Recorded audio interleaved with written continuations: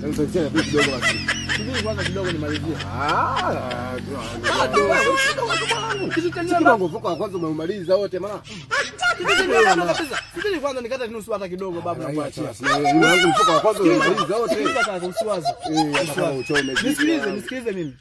Usiwaze. Wewe utakuziwika hii. Maana utakuziwika hii. Sikiliza hiyo sauti ya Kiswahili. Duma. Nilijua tu msikaji. Hapo unapenda kitu kama demu. Usiandie vitu hivi mwanangu mwenyewe naigonge. Waniacha manzese hapo. Wewe hamna bana mtoka hapa. Kemi.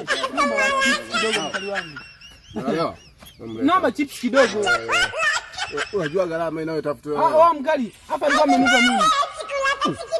Tena vipi wewe? Nampa. Niambie hapa. Alikuwa amenipa mimi lakini chips. Leta bana. Nilikuwa nimepewa mimi kabisa. Nyama mnanifanya kitani. Kitu hivi bana. Unanisukuma. Hapo ndio ulipobuki sasa unakunya. Mtoto bana. Wembo ati wewe. Sema sikia niwaambie. Hiyo chips. Yaani mimi naomba tu chips mnaninyima. Hapo mimi nisukuma. Hapo ndio nimebuki kwa kunya mongezi.